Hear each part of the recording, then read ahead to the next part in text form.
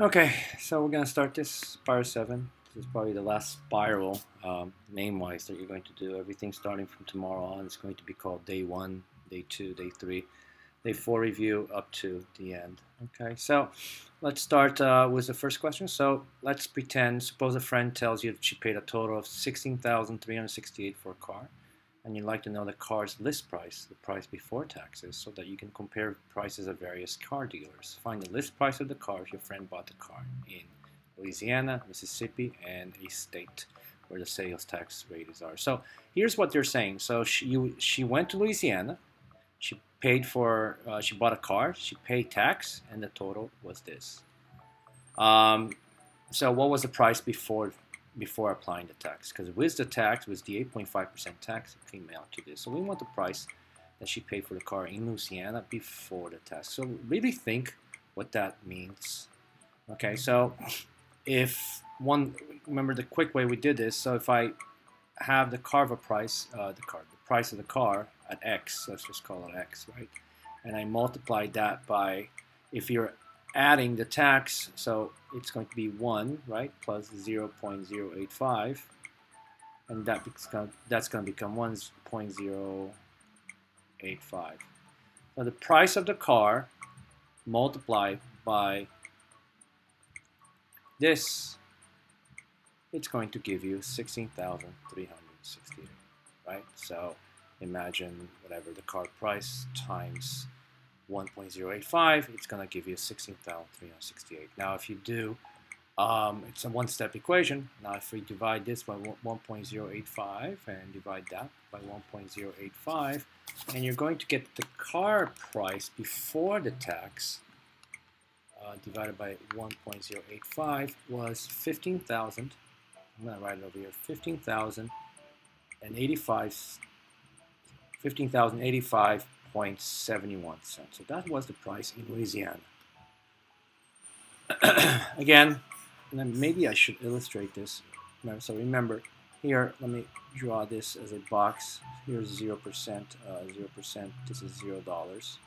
So at 100%, which is the price of the car right now, no, that should be percent, 100%, it would be a certain value that we don't know. But if we add the tax, and let me change color here, if we add the tax of, in this case, Mississippi, 6.25, so you're going to pay for 100% of the value of the car, right, of course, plus 6.25, which brings it to 106.25%.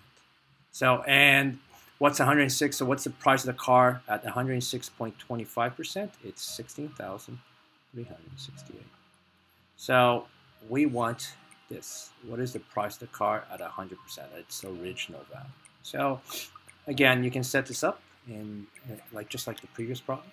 So you're going to say that the price multiplied by 100% of the value plus the tax is 106. So just do it a long way, 106.25%. So you're going to pay the original price of the car plus 100 times, sorry, 106.25%, and that's going to give us 16,368. So if you were to go to Mississippi and you bought a car for an unknown value and you pay the tax of 6.25%, you are going to be paying for 100%, which is the price of the car, plus this part, which is the tax. And that gave you 16,368. So therefore, what was the original price of the car? Instead of 106.25, I'm going to write 1.0625, right? We got to change it to decimal, equals 16,368. We can divide both sides now by 1.0625 and divide that by 1.0625. And x is going to be 16368 divided by 1.0625, and that's going to give us x equals 115,405.18 rounded. So in Mississippi, the price of the car before tax was this. Right. So, and then the last question, it says, what about this particular unknown state where the tax rate is R? What was the price of the car? So we can change everything here. And again, let me take that same example, x times 100, what do you call, 100% plus R, which is this tax, gives you 16,368. But in this case, I'm just going to change that to 1 plus R, right? And equals 16,368. And the price of car X is going to, now we can divide this, or you can apply the distributive property. So it's going to be X times 1 is X. X times R is, actually I'm not even going to divide because it's pointless. What I'm just going to do, I'm going to divide this side by 1 plus R, and divide this side by 1 plus R. So the price of car, these two cross out, and this other state is going to be 16368 over 1 plus R. Okay. 3, so we're doing side to side. In the equation, is the equation equivalent, is the equation 3x, 2x minus 2 minus 4 equals negative 18, the same thing as 6x minus 12 equals 18? Well, all you gotta do is apply the distributive property here. See if after you do that and combine like terms and rearrange things, it's the same. So, well, 3 times 2x is 6x. 3 times negative 4 is negative 12 equals negative 18. Do they look the same? Yes, they look the same. The equations are equivalent by the associative property multiplication. Yes, the equation are equivalent by the community property. No, no. Yes, the equations are equivalent by the distributive property multiplication over addition. So this is the one that we want because you obviously did the distributive property. Which of the following could be a correct procedure for solving the inequality below? So if I were to solve this inequality, and again, you can just take couple of seconds, 4x plus 6 less 6x plus 15. Is there any distributive property? No. Is there any combining like terms? No, because there's nothing to combine on the left side and there's nothing combining on the right side. But I have a variable on each side, so I want to get rid of one of them. So in this case, let's get rid of, it doesn't really matter who you get rid of. So I'm going to get rid of let's get rid of the 6x. So it's minus 6x on this side, minus 6x on that side. So I'm just going to build a wall here. So 4x minus 6x is negative 2x plus 6. These two will cross out, plus 15. So that's less or equal. I have, this looks the same, right? This looks the same, this looks the same, this looks the same. So step 2 for each of them is the same. So that didn't help. Let's do minus 6 here, minus 6 here. So negative 2x comes down, these two cancel out, and less or equal, and 15 minus 6 is 9. That's the same. Okay, so we can automatically cross this guy, so this is out. Everybody else, it's still in play. So now I'm going to divide this by negative 2, and divide this by negative 2. So just remember that when you divide an inequality, the coefficient in an inequality by a negative number, we have to switch this to the other side. And 9 divided by negative 2 is just 9 divided by negative 2. If you want to change that to negative 4.5, it's okay. But as you look at the answers, none of them were changed to a mixed number. So let's just leave it like this. So I'm looking for something that looks like this. That is okay, that's not okay, and that's not okay. Final answer, 8. Lakeisha correctly solved the inequality. She determined that there are no solutions to the inequality. Which statement could not be used to justify her conclusion? So let's see why she didn't find. So I'd suggest you guys do this. So again, let me do it over here. 7 minus 3x, nothing to do here. On the other side, I'm going to do the distributive property. So it's negative 3x. Negative and a positive is negative 6. And you notice that there's variables on both sides. If you do, and what ends up happening in this case, if you look at it, if I do plus 3x here, because it's the opposite, right, I'll have to do plus 3x over here.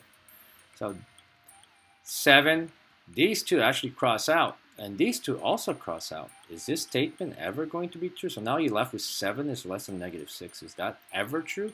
No. So that's why there are no solutions. So let's look at the statements. When Lakeisha simplifies the inequality, no value satisfies the resulting inequality. Let me see what multiple choice. Okay. When Lakeisha simplifies the inequality, the result is 7 is, what do you call it, less than negative 6. That looks like this is the one we want. When Lakeisha distributes the 3 on the right side of the inequality and moves the variable to the left side, the result, no, this is wrong. When Lakeisha distributes a negative 3 on the right side, which is she's doing here, right, when she's, doing the distributive property, the result's negative 3x, which when moved to the left side cancels out the variable terms. Which when moved to the left side cancel the terms. So this one can be used. This one is not. And when Lakeisha simplifies the inequality, no value satisfies the resulting inequality. I'm going to say no to that. So B and D. Well, A could also, but we don't have a value that says so that we can substitute to see if there's a value that satisfies the resulting inequality. So that's why I initially said no to that. I'll stick to no. So not A, but B and D. 5. Use the equation below to answer the question. Which statement correctly explains whether the equation is true or not? It is true. Well, let's see. So 6x plus 3 equals, I'm going to do the distributive property right away, 6x plus 9, right? So if, again, this it's almost similar to the previous problems. There's a variable on both sides, so I have to get rid of one of them. So if I get rid of this, I put negative 6x, and these two cancel out, and I get 3 equals 9, and that will never ever be true. So which statement correctly explains whether the equation is true or not? It is true. Well, it's not true because 6x equals 3 plus 2. So this is garbage. It is not true because 3 times 3 does not equal 3. I don't know where you got this 3 times 3 does not equal 3. So I'm going to say no to that. It is true because the terms on the left are multiples of 3. That's garbage. It is not true because of all the values should be on the same side of the what? So I'm going to say correctly explain it is not true because 3 times 3 does not equal 9. Well, this is the only one that sort of looks like what I have because this says 3 times 3. 9 is the same thing as 3 times 3, and that definitely is not equal to 3, right? So it's not equal. So this one seems like the only one. I don't know what this means. It's true. Well, it's not true. It's true. It's not true. So the equation is not true to begin with. So this is already out, and this is not already out. So the only one you would consider is B and D. It is not true because all the x values should be on the same side of the equation. No. So the answer would be B. 6. Which of the following represents a correct procedure for solving each equation? So let's look at A. You do the distributive property. Right? It's negative 2 times x is negative 2x. Negative 2 and negative 5 should be positive 10. So right away, that's garbage. 8 times x is 8x. 8 minus 5 should be negative 40 equals 24. So far, so good. You do plus 40 on each side, plus 40. So if you do plus 40 over here, these two cancels. And if you do plus 40 on the other side, it should be 64. So 8x equals 64. So definitely no. Let's see over here. You're doing plus 2x. This guy decided to do plus 2x on both sides. This will cross out, leaving the 5. That's okay. And 8x plus 2x should be 10x. So everything else doesn't even matter. That's garbage. And just by default, this should be the answer. Let's see. 7x minus 12x. There's a variable on each side. So we're going to do plus 2x here. If you do plus 2x, these cross out. And if you do 7x plus 2x, you get 9x. So that seems to be okay. 9x, and then you do plus 12 on each side, and 12 plus 15 is 27. So this is the one that matters. Well, the other ones we know they're wrong. So just by default, the only one that's left over should be the correct one. 5. How many expressions are equivalent to 3a plus 6? Well, this is just, let's look at the first one. It's 2a plus a is 3a. If I combine these two, they're both positive. That's okay. And positive 4 plus positive 2 is 6. So this one's okay. Oops. Let's put a check mark. Second one, 3a times 3 times a is 3a. Good. And 3 times 6, doing this tree properly, it's 18. So this one is garbage. 6a plus 3, well, it's definitely not the same thing as 6, right? The variable is attached to the a, so this is garbage. 8 times A times A plus 2 times 3. Well, 2 times 3 is definitely 6. 8 times 8 times 8 is not 3/8. It's 8 to the third power. So that would have been garbage. So the only one is how many expressions? There's only one single expression. 7. Look at the equation. Which inverse operation will solve this equation? Well, we have to do, if you think about it, 2n plus 1.4 equals 8.6. The first thing we have to do, we have to subtract 1.4 from this side and subtract 1.4 from this side. So it should be subtract first, right? So if you look at A and B, they say add and add. So garbage, garbage. Don't even worry. Subtract 1.4 from each side. So let's see what happens here. 6 minus 4 is 2, bring the decimal, 8 minus 1 is 7. So what do I do now? I divide both sides by 2. So subtract and divide, so this is the one that is correct. So those are the two operations I'm doing. I'm subtracting, and then I'm dividing. 9, which is the first incorrect step in the solution shown above. The first thing I would do is distribute property, 3x, that's correct. 3 times 5 is 15, good, equals 2x plus 35, so that's okay. From here on, I would do, so think about this, I'll put it as 3x plus 15 equals 2x plus 35, right? I have variables on both sides, I'll just take out the 2x. If I take the 2x, I have to be minus 2x on this side, minus 2x on that side. So if I do that, these two cross out, and I have 35 coming down. 3x minus 2x is just x plus 15. And you can tell that step 2 should have been x plus 15 equals 35, and definitely it doesn't look like that one. So step 2 is definitely wrong. 10.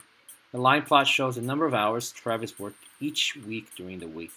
Based on the plot on the line plot, which of the following is true? So mean, median, and mode. This should be very simple for you guys to do. The mean of the data. So one thing you have to do is line them up.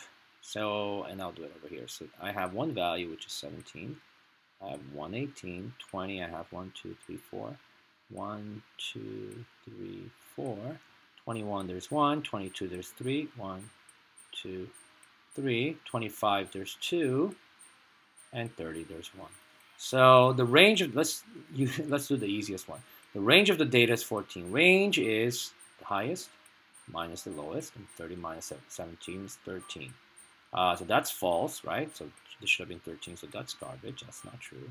Mode is the one that shows up the most. So which number shows up the most? There's 1, 2, 3, 3 22s, 1, 2, 3, 4 20s. So, but they're telling us that the mode is 22, so that's obviously wrong. And then I would do the median because that's the second easiest, right? Third easiest. So median is the number in the middle. So if you think about it, which number here is in the middle? So let's cross out 1 from each side and walk towards the middle. Cross 2 out, cross 2 out, cross 1 out, cross 1 out, cross 1 out, cross 1 out. And we have a number in the middle, which is 21. So the median of the data is 21. And that already is our correct answer. I'm not even going to do the mean. And just to go over it, to find the mean, you would add 17 plus 18 plus 20 plus 20 plus 20 plus 20, etc., and divide by 1, 2, 3, 4, 5, 6, 7, 8, 9, 10, 11, 12, 13, right? So you would add them all and divide by the number of values in the data, which is 13 in this case, but not necessary because we took the easy way out. How many times is a spinner likely to land on a triangle in 20 spins? So we're making a little prediction. So to land on the triangle, first of all, it's a 1, so P of triangle, probability of landing a triangle is 1 out of 6. Right, so we're going to make a little prediction here. So it's 1 out of 6, and we're going to spin this 20 times. So if you multiply 1 out of 6, let's see how many you got. Divided by 6, it's 3.33333. So 3.3 repeated. So you obviously can't spin this 3.3 times. So it's A, between 3 and 4 times. That's your best answer. So if you were to spin this 20 times, you'd expect it to land in the triangle 3 to 4 times. Karen spun a spinner 50 times and recorded her results in the table below. The spinner had 5 number sections. So it's a spinner. We have 1, 2, 3, 4, 5, right? And this is what happened after 50 spins. It landed on 1 13 times, on 2 8, on 3 10, on 4 12 times, and on 5 7 times. So this is definitely an experiment, right? So it's not theoretical anymore. It's like an experimental. Based on the results in the table, how many times should Karen expect to land the spinner to land on 3 or 4 if she spins 300 times? So let's, based on the experiment, how many times did it land on 3? 10 times. We're looking for P of 3 or 4, right? So according to the experiment that Karen did, it landed on 3 10 times, on 4 12 times. So both of them was 22. Add of, and we have to add this. So this is going to be 13 plus 7 is 20. 20 plus 20 is 40, and obviously I could have just read this. So the probability of landing on 3 or 4 in the experiment was 22 over 50. Let's use this information.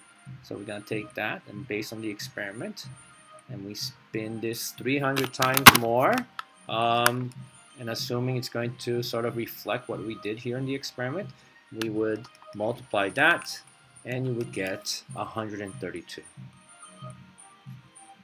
So you would expect it to land on 3 or 4, 132 more times based on the data from the experimental. Experiment. The table below shows the result of a survey. So 200 people were attending a hockey game, and they were asked what kind of souvenir they're going to buy. So these are the results: cap 68, a jersey 19, a pennant 22, a program 91. The attendance for the hockey game is about 25,000 visitors each game. Based on the table, how many people out of 25,000 could be expected to buy a pennant? Right? So there was a survey, so obviously it's an experimental probability, and in that survey, so I'll write pennant. So in that survey of the people in the hockey game, randomly chosen, 22 out of 200 people said, I'm going to buy a pennant. Obviously, you're not going to ask 25,000, what do you call, people there, so you took a little sample, and we're going to multiply, so we're going to make a little prediction based on the little survey we did, and we're going to multiply that by 25,000. Yikes. So 25,000. 25,000. Enter times this. So we're looking at 2,750. So on that particular evening, if the survey is an indication of what people are going to buy, you can expect that 2,750 would also buy a pennant. It's one of those. I think it is, right? It has the name of the hockey team, right? 14 or 15 or something. This bigger, yes, I can. Mary Beth has a bag with 25 colored beads. There are just 5 different colors, and 5 beads of each color.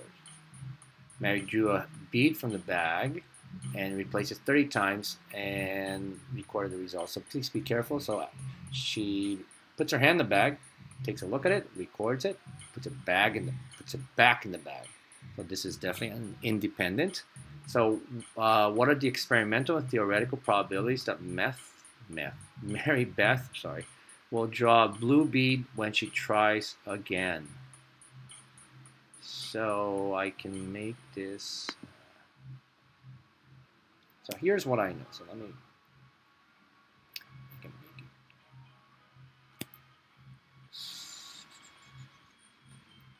So there are 5 red, 5 blue, 5 yellow, 5 green, and 5 purple in a bag.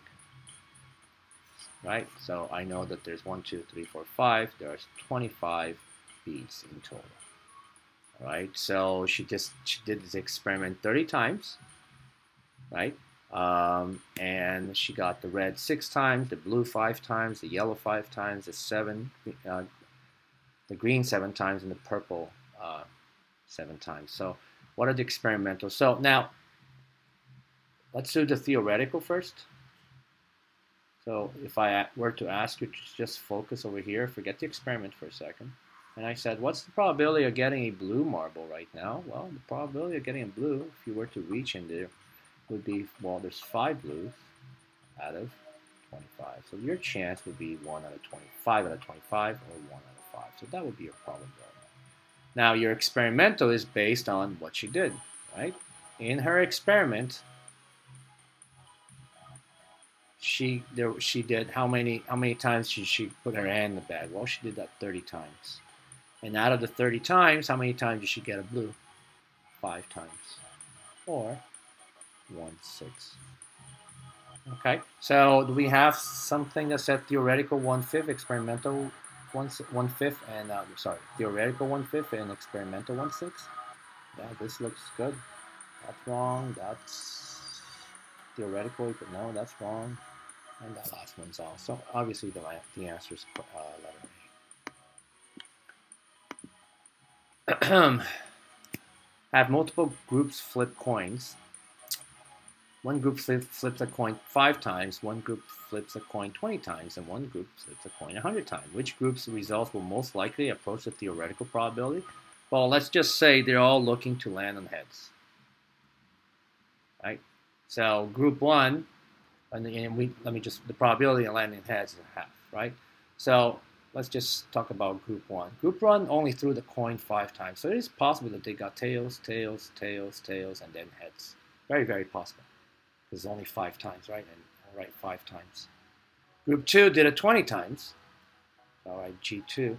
And G2, group 2 might have tails, tails, 3, and I'm just don't worry about the other. I'm just order 3, 4, 5, 6, 7, 8, 9, and then let me write H 3, 4, 5, 6, 7, 8, 9, 10, 11. So they did it 20 times, and you see that it was 11 heads against 9. So you notice that, well, in here, in group 2, we would expect 10 heads, 10 tails.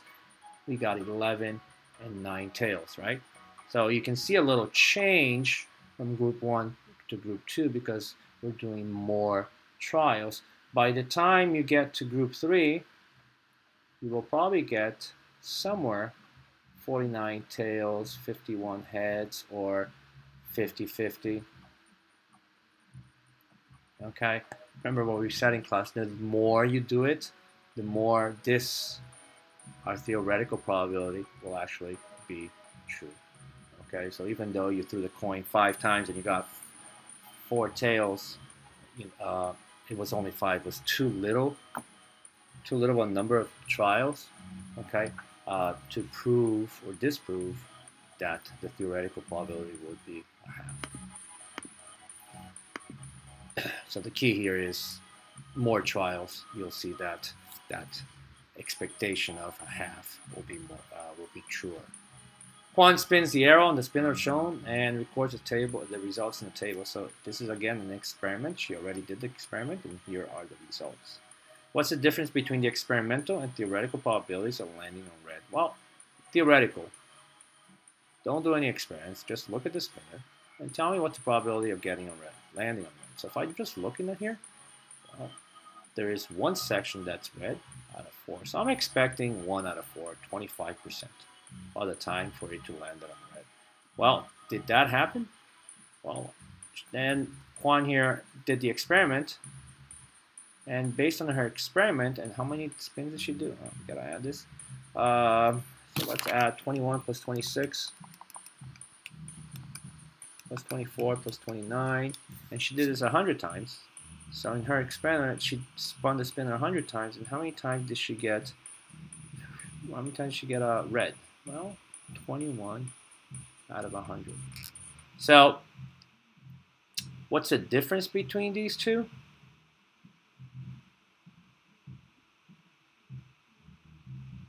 Hang on a second. Yeah, okay, so now what was the difference? You can just subtract these two. So 1/4, I'm going to change this to something over 100. I'll change that to times 25, right? It's 100 and times 25. So 25 over 100 minus 21 over 100 should have given me 4 over 100. that was the difference. Okay. Why isn't there a letter D here? Because there isn't, but that would have been the difference, right?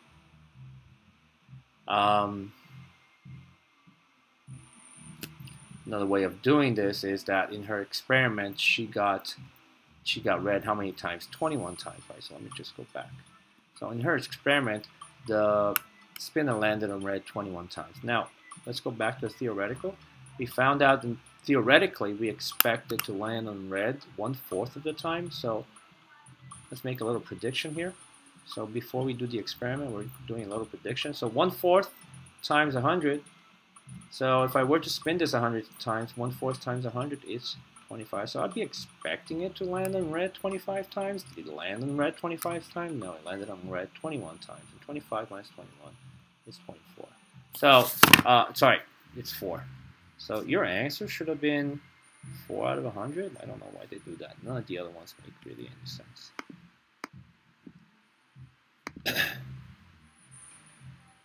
And that's it. Wow, that was super easy.